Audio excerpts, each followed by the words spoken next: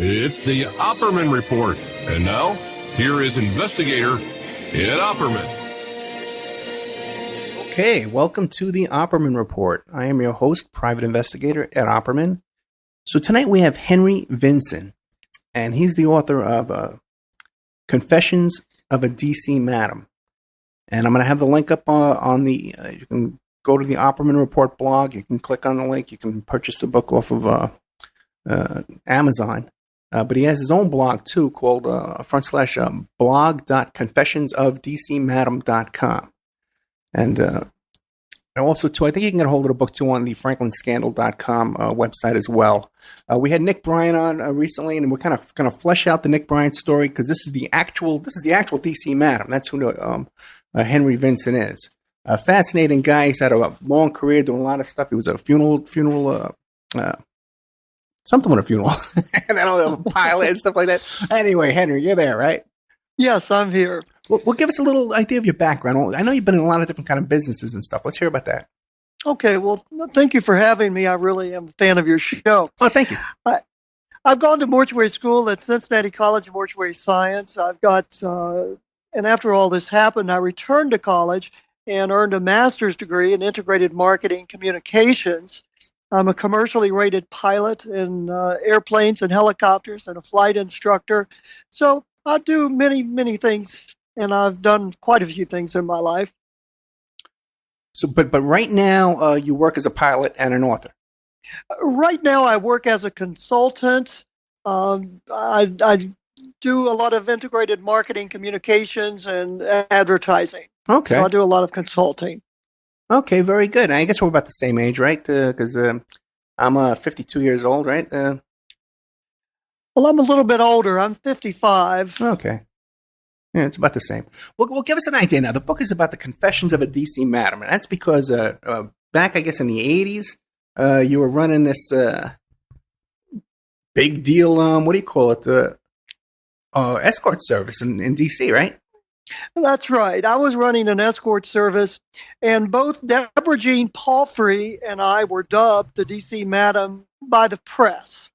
I ran the largest gay escort service that's ever been exposed in Washington, D.C., and my ultimate downfall was precipitated by the fact that I provided escorts to a CIA asset named Craig Spence. He used my escorts to blackmail politicians and other power brokers, and ultimately I became the fall guy for a sprawling conspiracy whose cover-up was engineered at the pinnacle of the Bush 1 administration. Now, was this that same? I know that there was a point in time when Barney Frank, he got caught. He had someone was living with him. His boyfriend was living with him. That was part of a gay escort service. Was this part of that same kind of group? This was during the same time and the same group. Stephen Golby was the one that was living with Barney Frank. Okay, so now you guys were in the same business. Did you know each other? Oh, sure. I did know Steve Golby, and Barney Frank was a client of mine. I knew Barney quite well. So, yes. Well, now that's interesting because now Barney Frank, I think he just recently retired, but he was he pretty much maintained his career for a long time. Now, do you think that he was a subject of this blackmail? I think that blackmail plays an integral role in American political process, but blackmailers and their blackmail targets would never divulge such misconduct for the obvious reasons. Blackmailers would be subjected to criminal prosecution, and their blackmail targets would be subjected to either prosecution or persecution for the conduct that led them to be blackmailed in the first place. So political blackmail is almost never made public until years after the fact. So I think it's much more prevalent than what many people think. Yeah, I get that impression as well. Now, you were also the victim of blackmail or extortion in a way by this guy, Craig Price, right? That's right, Craig Spence. Craig Spence, sorry. Yes. Craig Spence was a D.C. power broker and a CIA asset whose upscale D.C. home was bugged for audiovisual blackmail. He even arranged midnight tours of the White House for some of the escorts who I employed. So Spence was always pressuring me to provide him with children, which I refused. And I decided to stop dealing with Craig altogether. And at that point, he sent one of his people over named Tony and two of his thugs, and they paid me a late night visit. They discharged guns outside my window, busted up my apartment, threatened to kill me if I didn't continue to provide escorts to Spence. So although I did continue to provide escorts with Spence, he never again requested that I provide him with children after that. Now, when you say that these gay escorts were taking tours of the White House, is that the story that made the newspapers? It did make the newspaper. It made the Washington Times. Right. But it never made anywhere else. So, right, I remember seeing that story, and you can still look it up. You can find that news headline if you look in Google Images. Now, those were your clients then. Those are your employees. That's right. Those were my employees, and that was with Craig Spence, and he arranged this late-night tour of the White House. But it was never made public, only one newspaper, and then quickly the Washington Post got on and changed the story altogether, so it sort of went away. Okay, now, Nick was telling me part of the story, and basically, Craig Spence pulled you into his office, and he played videotapes for you, how you were recorded. That's right. Craig, I've been to Craig's house many, many times. In this one particular instance, he asked me to come over, and he had another individual there named Larry King. It's Lawrence King. It's not the Larry King with the radio and TV. So they wanted to talk to me. They were asking me about my background. They were talking about the escort service, about the various clients, just general conversation. I was sort of impressed because I thought Craig was really interested in me and was a true friend at that point.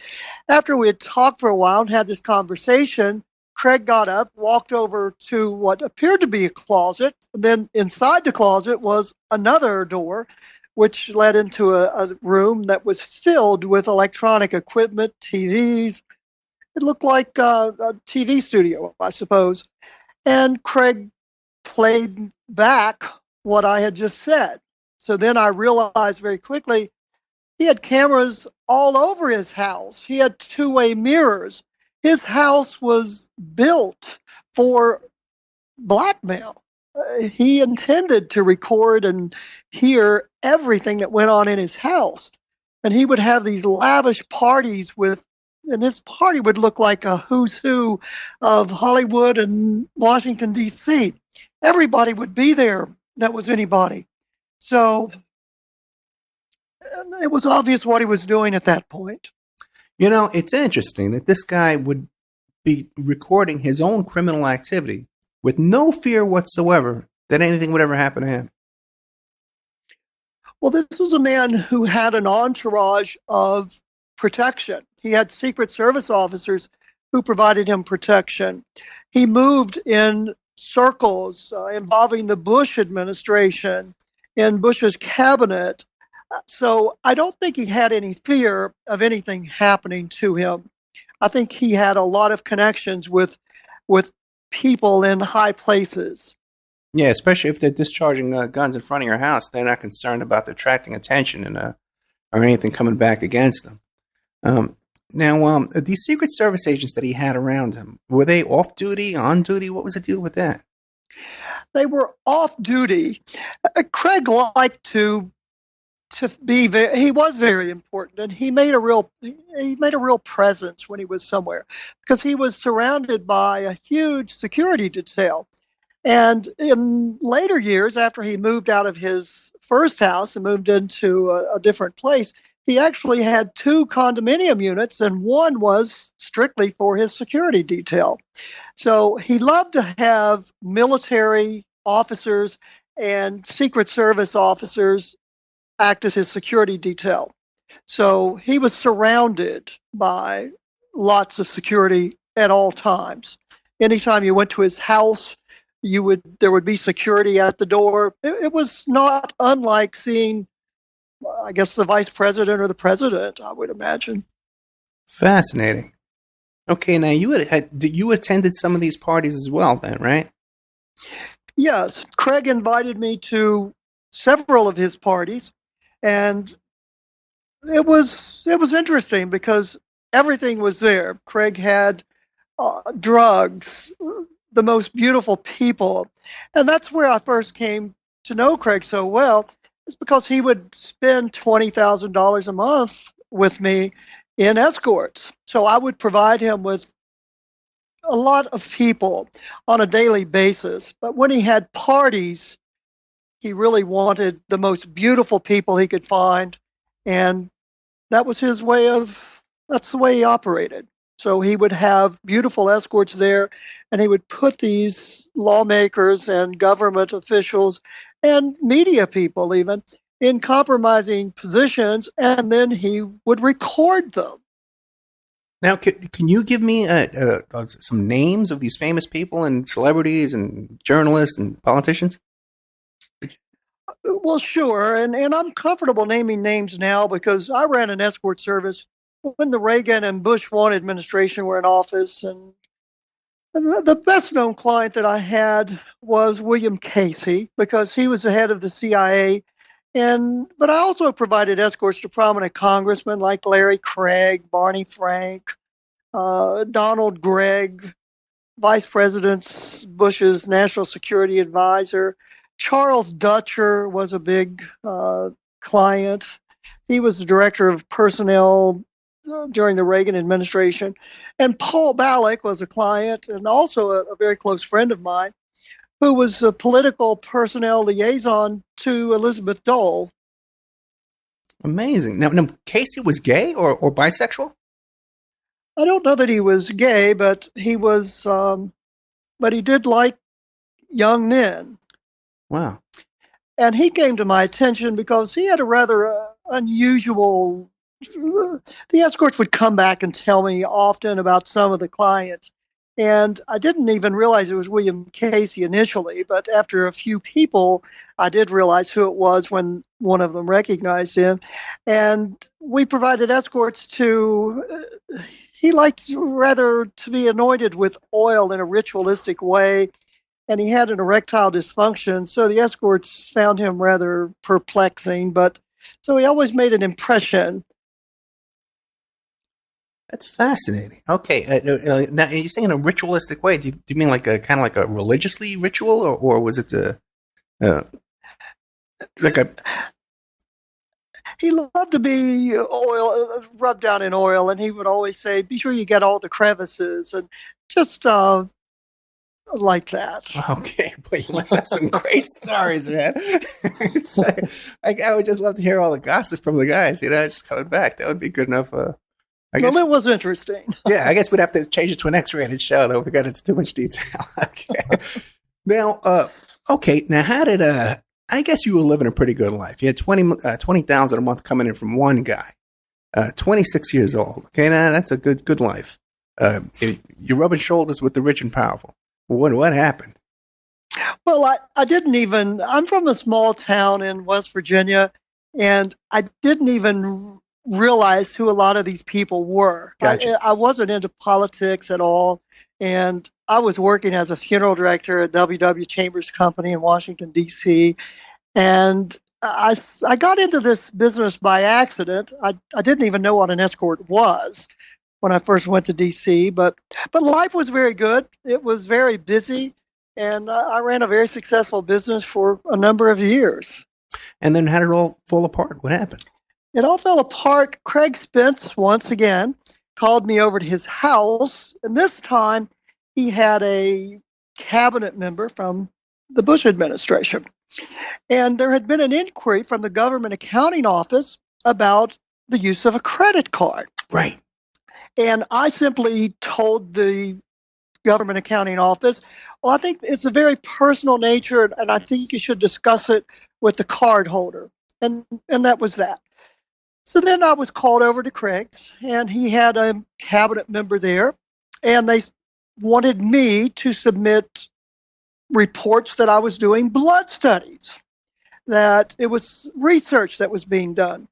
And I was a funeral director, so I didn't feel comfortable with that. I thought I was being set up, and I was going to be used as a scapegoat. And I said, you are this is your people. You run this place. Why do you need me to do it? I'm nobody. And he said, I can withstand a background investigation. Can you? And that's the way it left. And 48 hours later or less, there was a search warrant served on my house and my mother's and some other locations simultaneously in multiple states. And that started it all in February of 1989. Right. Like, because now you were running some kind of funeral business as well, right? That's right. I worked at Chambers Funeral Home in Washington, D.C. They had several locations in that area. Okay. Now you were running the credit cards through the funeral business. So that was showing up on people's credit card bills that they were $20,000 a month a funeral. That's going to raise suspicion. What? Come on, man. You're a smart guy. Why did you do that? Why didn't you just set up another corporation with another credit card account? Well, it wasn't actually like that. The person who did the credit card transactions was Robert Chambers. He was part of the Chambers family. So he set up a company called Professional Services. Okay. But it showed up as a funeral service organization. And that's the government accounting office, that was their question. Yeah. How can funeral service be a recurring charge? Yeah, that was a big mistake, my friend. Otherwise, who knows? So now somehow you wound up with Greta Van Susteren as your attorney. That's right. And I was very disappointed with the way Greta Van Susteren represented me. Right. Because the government accomplishes two objectives when she was my attorney: my silence and my imprisonment. Now, at the onset of my case, she filed an 11-page motion to mandate the release of my clientele list. And she said that the name should be released because if the government's assertion was accurate, and my escort service was in actuality a prostitution ring, my clients aided and abetted a criminal enterprise. And she said she felt that forcing the government to disclose my clientele would abate its zealous prosecution of me. But the U.S. attorney for D.C. vehemently contested Greta's motion with a rather disingenuous argument. His argument was that it would be embarrassing for that information to come out. And the judge sided with the U.S. attorney and barred the release of that information. So Greta soon started to change her tune, and she urged me to take a government's plea agreement, which was 5 years in federal prison. And ultimately, I entered into an agreement with the government, and I spent days being debriefed by government officials. I told them everything I knew, everything I'd witnessed, which was very incriminating. And Greta, unbelievably, didn't attend the debriefings when I was incriminating myself. So that was my experience with Greta.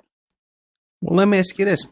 When she was suggesting to you that she should file this motion to get this list of clients, did you think that would benefit your case?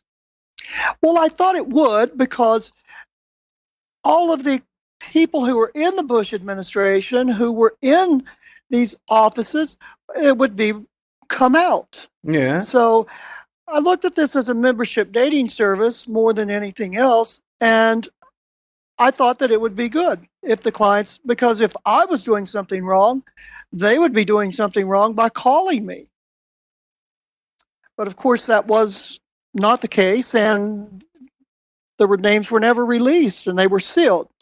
And in fact, the government still has scores of documents sealed 25 years after the fact.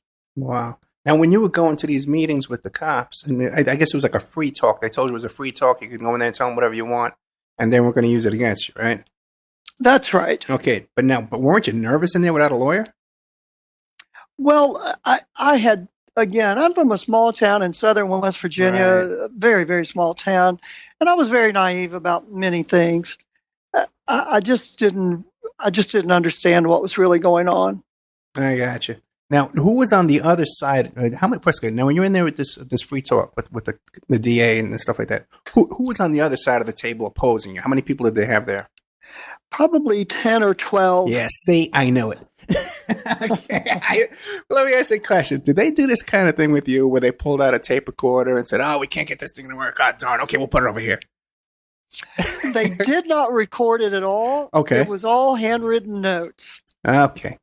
Very interesting. But there was now when you went in there and you saw there was 10 guys on the other side, at that point, did you think, hey, maybe this is a mistake? Greta told me that that's what I needed to do. Right. Gotcha. Okay. All right. And of course, I ended up with Greta as an attorney because a reporter at the Washington Post suggested that I hire Greta Van Susteren. That's the way I ended up with Greta Van Susteren. So she was pretty politically connected back in those days then, and in D.C. Well, I don't know that, but I know I ended up with her because a reporter at the Washington Post suggested that I get her, and that's the way I ended up with Greta. Okay, but the Washington Post turns out to be was never any friend of yours whatsoever. No. Right. The Washington, and before I answer that, I want to say I'm not a conspiracy theorist, but I'm rather someone fate placed in the epicenter of a sprawling conspiracy. Gotcha. And over the years, I've tried to understand the motivation of the Washington Post to cover up a conspiracy that undermined American democracy. But this answer is fairly complex. But the blackmail enterprise that installed numerous Washington, D.C. power brokers was run by CIA asset Craig Spence. And the CIA and Washington Post, they have a long history of working together. In fact, shortly after the CIA was formed in 1948, the agency initiated Operation Mockingbird, which was its campaign to influence the media. And the CIA tapped the Washington Post publisher Philip Graham to be the CIA's point man to help it infiltrate the media. And Graham stocked the Washington Post with writers and editors who had intelligence backgrounds. And Ben Bradley, the Washington Post executive editor, when the paper was covering up Spence's CIA connection and blackmail activities, he had a long-standing tie to the CIA. Well, can you describe that? Give us an idea, because I asked Nick about this, and we didn't really get into too much detail. What specifically was his CIA connections? Well, in the book Catherine the Great, journalist Deborah Davis showed that Ben Bradley was producing CIA propaganda as far back as the 1950s. Yeah. And Bradley said that Davis was lying about and pressured her publisher, Harcourt Brace, to withdraw the book publication, and it was withdrawn. Davis then sent several Freedom of Information Act requests to the government. State Department documents confirmed that Bradley churned out CIA propaganda at the behest of the Paris CIA chief. So ultimately, Bradley was the one lying about his CIA connection. Yeah, that's Bradley. But what about Spence, though? What was his connections? Is anything documented that we know for a fact? Well, Spence's connection is to the CIA. Yeah. And that's well known. The Washington Post the Washington Times has studied that, and they've confirmed that. And Spence said that he had the CIA connections. Okay, and Spence wound up, what happened to, how did he wind up? Well, Spence ended up dead, right. Apparently of suicide. And what do you think? Do you think that was a real suicide? Do you think he was murdered? Think he could still be alive and they swapped out a body or whatever? Well, what do you think? I just don't know that. I just don't know. Gotcha. I don't want to speculate on that. I just don't know. Okay. Oh boy. Okay. So now, okay, they pretty much they got you. They gave you 5 years. That's just for running the escort service. That's right. 63 months in federal prison. I was hammered with a 43-count RICO indictment, and I was sentenced to 63 months in federal prison. Now that's a pretty stiff sentence for a first offense on basically what were they contributing prostitution, pandering? What was it? Well, it was. When you look at it realistically, it's sex between consenting adults. Right.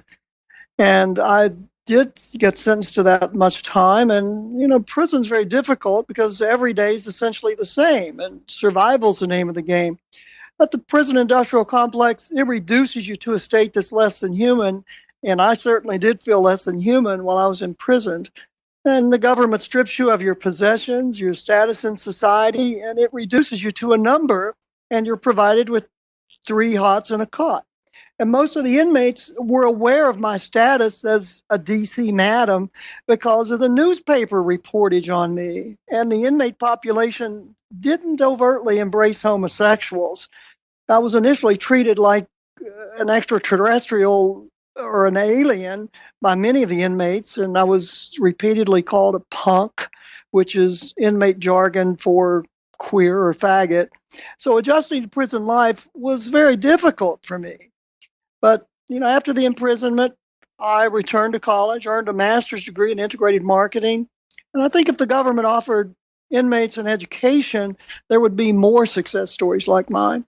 Oh, my God. Yeah, that goes without saying. I have many prisoners. I have a client and a frequent guest, Reverend Pinkney, right now, who's in prison for 7 to 10 years on some ridiculous little forgery charges. They're charging him on some dates incorrect on a mayor's recall petition. And the guy, 66 years old. So you're so correct. But now you did get out of prison. And then you were able to get your civil rights liberties restored? Well, yes. And I think the philosopher Nietzsche is the best. What doesn't kill you makes you stronger. Right. And that quote is near and dear to my heart because I've endured a number of tragedies in my life, but I was determined not to let them destroy me. And in fact, they've galvanized my will and spurred me to reach for success. But Nietzsche should have said, what doesn't kill you often hurts like hell. Yeah. But I think living a good life is the best revenge, and I've managed to forge a wonderful life for myself despite repeated persecution by the government and the media. Well, now, I talked to Nick about this, and I says, listen, when he was a young man, why did he do this, what he did? And he says, well, he was young. He was, you'd think you're kind of bulletproof when you're a kid, 26 years old. You're making $20,000 a month. Who's going to argue with you, right? But now, today, why would you come out now and risk again further government persecution in this? Like, you know what I'm saying? Like, sure, I do, and I have 2 objectives for telling my story. First, I want to tell my side of the story because it's never been told, and I've been subjected to a 25-year campaign of character assassination by the media. It's been relentless. And second, I believe that the American political system has become a wayward aberration of the ideas it was built upon. And I believe that blackmail has played an integral role in hijacking our political system. And those are the 2 reasons that I wanted to write the book. Because when you look in the current events, when you read the newspaper, every time you pick up something, you're hearing about it. But they don't really go into depth because the majority of the media, 90% of the media, is controlled by 5 major corporations. So I just wanted to tell my side of the story and get my side out. Now, since the book is just barely out, Confessions of a DC Madam by Henry Vinson and Nick Bryan. By the way, Nick Bryan's the author of The Franklin Scandal, which is another. By the way, do you have a little bit more time? I'd like to get into your connections with Larry King. Lawrence King, and the whole Franklin scandal, and what you knew about that, if you have some more time. Oh, I have. Sure, I'm fine. Okay, great. Good. Let me take a little commercial break. We'll be back with Henry Vinson, the author of Confessions of a DC Madam. His co-author is Nick Bryan, who wrote The Franklin Scandal. And I should have jumped right on it when Henry first mentioned that he met Lawrence King, who has a whole background with this Franklin scandal. So we'll hear what Henry has to say about that right after these messages. Okay, welcome back to the Opperman Report. I am your host, Private Investigator Ed Opperman. Today we're doing a special pre-recorded broadcast with Henry Vinson, the author of Confessions of a DC Madam. His blog is blog.confessionsof.dcmadam.com. I'll have a link to that on the Opperman Report blog as well as a link to his book and also Nick Bryan's book too about the Franklin scandal. So back to this case here, the DC Madam case. Now that the book's come out, have you gotten any threats or any kind of harassment, any kind of things you're worried about? No, I keep a very low profile. I don't I'm not really that accessible. So no, I haven't heard anything yet. It's only been out for very few days. Yeah. Okay, we're going to keep you in our prayers on that, okay? Now, I'm assuming you got in touch with Nick Bryant originally because of his work with the Franklin scandal, with you knowing Lawrence King. Can you tell us a little bit about that? Yeah, Lawrence King was a close friend of Craig Spence, and he would often be at the parties that Craig would have. And I didn't know Lawrence King all that well, but I did see him quite a few times at Craig's place. But Larry was from Nebraska, I believe, and he was in the banking industry in some way, and he was very politically connected. But he had an inclination to like children. And the stories that Craig and Larry would tell, I really didn't believe. I thought they were so off the wall. But now it's obvious a lot of that was true. Well, give us an idea, like about abducting children, because there is a lot of allegations that they were abducting children. Craig, and that's right. That's what they would talk about, that they had children that they would pick up, that they would go to an orphanage. Right. They would tell these stories of bringing children back to Washington, D.C. And again, I'm from a small town in West Virginia, and I really thought it was just the drugs talking because Craig did do lots of drugs and more as in the later part of his life. Right. When people are taking drugs, especially if they're all involved in a criminal activity, they like to brag and boast and come off as looking real tough and dangerous. So you kind of take everything with a grain of salt that you hear in these kind of discussions with people. And at the time, there was no arrest or conviction of Lawrence King. No one knew anything about his real activity. What about that group that I believe had connections to Washington, D.C., the Finders? Are you familiar with that? I'm sorry, I'm not familiar with that. Okay. That was the same kind of situation, too. They had CIA connections, and it was a group of little kids in Florida. I think it was Tallahassee. They were at a park with some men in suits, a bunch of dirty little kids, all disheveled. And the police came and investigated, said, hey, what's going on? And he says, oh, yeah, we're taking them to a school overseas. These are gifted kids. And it was connected to a group called the Finders that had CIA connections up there in D.C. as well, right around the same time. Okay. Now, what about, there's a lot of allegations in the Franklin scandal that Hunter S. Thompson was possibly involved as a photographer in this. Did you ever hear his name come up in any of this? Oh, I heard his name, and he was again at, yes, he was a photographer for the White House, I believe. Craig Spence had parties that would be like who's who. Everybody would be there. There would be media people. There would be people from the Bush administration, the Reagan administration. Craig was a mover and a shaker. He had anybody who was somebody would be at his parties. Even a former U.S. attorney was there and his wife. So lots of people were there. There certainly was no reason to think that anything was going on that wasn't okay because, again, a U.S. attorney was there. Right. Yeah, that's true. Yeah, you must have thought you had no problems with this, when you saw all these kind of people. What about like celebrities and media people? Any names you could mention, people that we would recognize today? Well, I did see Ted Koppel at Craig's place. He was a close friend of Craig. Really? Oh, absolutely.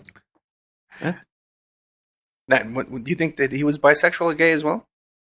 Well, I don't want to speculate on that. I really don't know, but he was very close to Craig. Interesting. And oh my goodness. Okay, wow. Okay, well, anybody else you can name? You can think of off the top of your head? Well, I don't want to tell everything that's in the book. Oh, okay. So there's more in the book then? Oh, there's lots more in the book.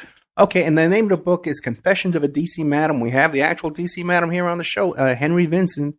A fascinating guy. What a life, man. I tell you, what a life. So is there anything you want to leave us with before we go?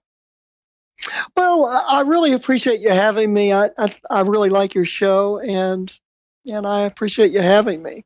Well, thank you very much, Henry. Any book signings coming up or anything you want to promote? No, nothing right now. This is all fairly new to me, and I'm just trying to get the book out there a little bit. I got you. Okay, Confessions of a DC Madam. It's available on Amazon.com. It's available on a link on my blog, The Opperman Report. You can get it at blog.confessionsofadcmadam.com, which is Henry Vinson's blog. And also, too, I believe it's on franklin.scandal.com, good old Nick Bryant's website. Henry, thank you very much. Okay, anything comes up, anything you want to update us with, or anything new events, okay, then give us a call. We'll put you right on. Okay, I'll be in touch. Thanks again. Have a good day, my friend. Bye.